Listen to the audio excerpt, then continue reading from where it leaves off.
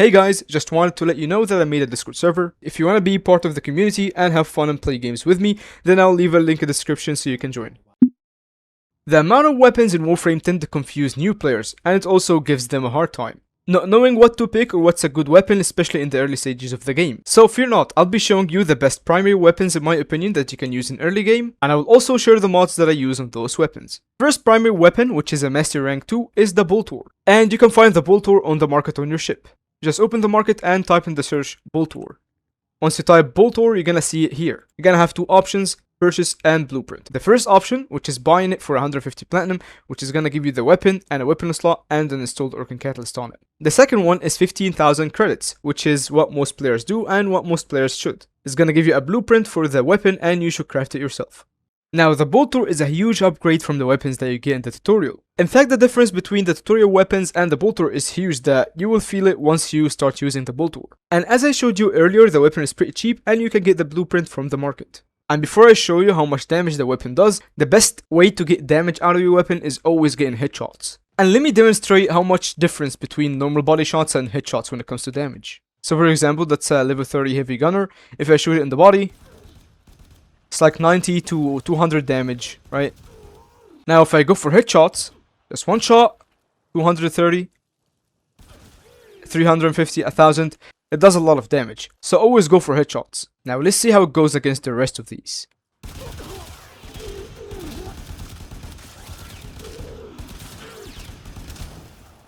Those were normal heavy gunners. Now for the corrupted ones, level 30 as well. And as I said, it's headshots as well.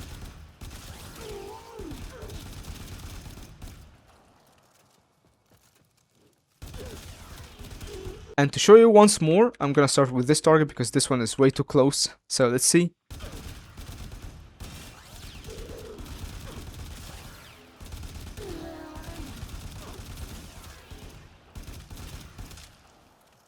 So one magazine can kill 3 corrupted heavy gunners at level 30, which is pretty good for this weapon. And considering that I didn't format this weapon once and I didn't put an Orkan Catalyst either. So for Master Rank 2 weapon, the damage is decent and I don't suggest you guys waste your resources on putting an Orkan Catalyst nor putting any format on the weapon, as this weapon will do enough damage till you reach Master Rank 4 or something, and then you will be able to get a better weapon. And for the mods on the weapon, I have Serration, which is not fully upgraded for the sake of the mod capacity that we have. Here I have Malignant Force, I have High Voltage, Thermite Rounds. And make sure to have him the same order like this, because Toxin and Electricity gives you Corrosive, and we want Corrosive first. If you change, for example, Thermite Rounds with High Voltage, you're gonna get gas and lose the Corrosive. And we want the Corrosive to be available with the heat. That's why we have it like this. So like that, you're gonna have the heat and Corrosive damage. So overall, I suggest you stick to the Boltor like it is and keep your resources for a better weapon.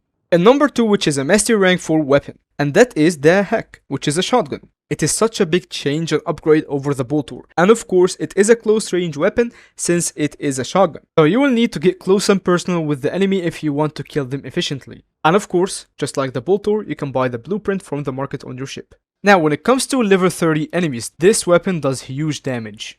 And let's take a look, one headshot will kill any one of these.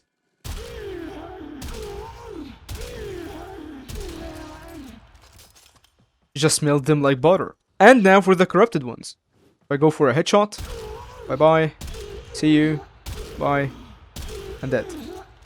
It still melts them like butter. And that's why we're gonna use this weapon on level 60 enemies.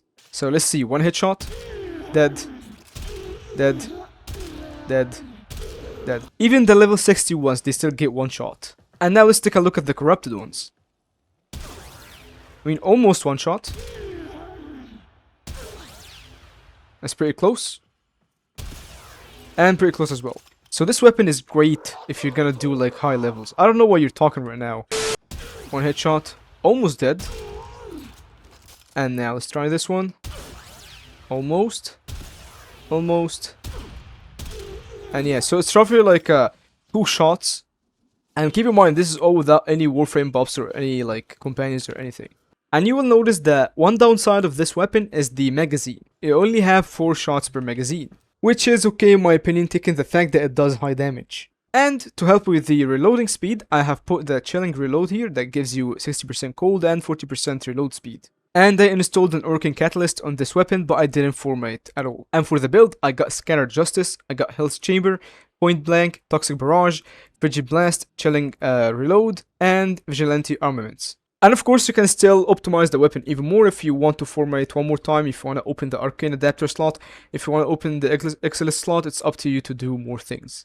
And just to give you guys an idea on how good this weapon is, I started using it when I was Master Rank 4, and I stopped using it when I was Master Rank 9 or 10.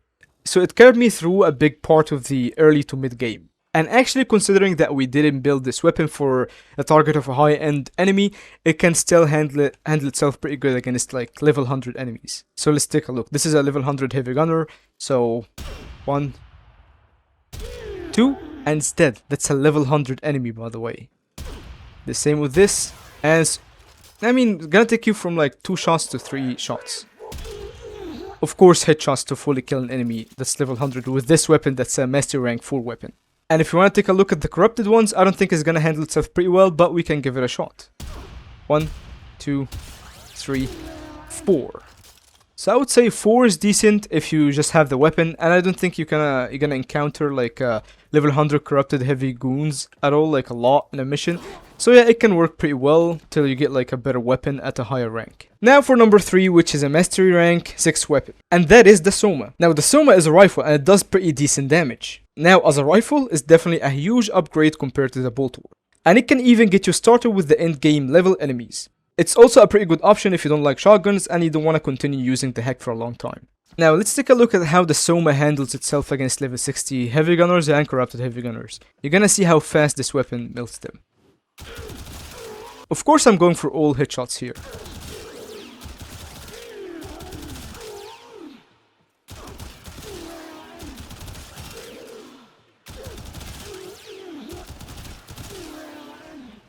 I killed like 6 enemies or 7 enemies for less than like 70% of the magazine, and that's pretty good. And now to try it on the corrupted heavy gunners.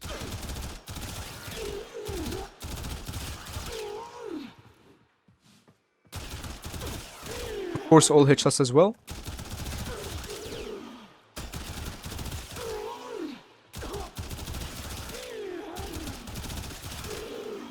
You can see how much damage this weapon does. It does a lot of damage, like compared to the Boltor or the Heck, even if you don't like shotguns. So as you can see, the Soma is a pretty good weapon. I myself did not use it a ton of time because I was using a different weapon when I reached Master Rank 9, and I didn't switch to any weapon between Master Rank 4 and Master Rank 9 or 10, I think. So if you take a look at the build for the Soma here, of course I installed an Orking Catalyst on it, and for the mods, I got Stonebringer, I got Malignant Force, I got Vital Sense, I got Vigilante Armaments, I got Serration, I got Split Chamber, and Point Strike. And of course I didn't put any format on the weapon, I only stuck to installing an Orking Catalyst. So just like before, I have the Stonebringer, which is Electricity and Toxin for the corrosive effect. And I did not upgrade Serration to the end because upgrading it to the end would cost me like 10 or 15,000 more Endo, and it would cost me half a million credits. And I wanted it to be more realistic when it comes to the average player. If you wanted to max the Serration mod, you would have 165 damage instead of 150%. If you have Amalgam Serration, definitely use that. As in my opinion, the trade of getting 25% sprint speed over 10% extra damage is way worth it. So if you have it, definitely switch it for the Serration. And if you want to go for the same build with the Amalgam Serration, you might need to put a format or switch up some mods. And let's take a look on how the weapon would handle again against level 100 heavy gunners.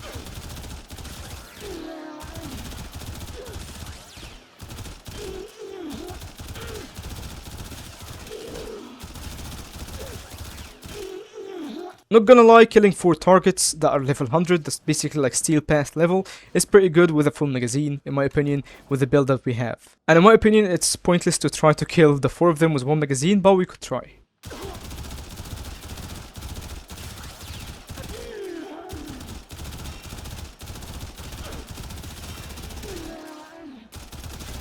And you can see that a full magazine only kills 2 of the corrupted heavy gunners that are level 100. And of course, if you like the weapon and you want to make it even stronger, you can install a primary arcane adapter, and you can have an Exilus weapon slot. You can put some format on the weapon and make it even stronger. And guys, as a tip, I would advise new players to not spend time nor resources on putting 4 Mortal Catalyst on a ton of weapons until you reach Master Rank 9. As once you reach that level, you will have way more weapons available to you. And I'm not saying that you shouldn't put Orc Catalysts on any weapons before Master Rank 9. Just don't put an Orc Catalyst on any and every weapon you see, because some weapons are just not good. Even if you put any upgrades on them, they're not gonna be as good as some other weapons that are easy to get, or you don't have to upgrade them as much to get to the same level. Don't forget to hit the like button, and if you want to see more Warframe content, subscribe.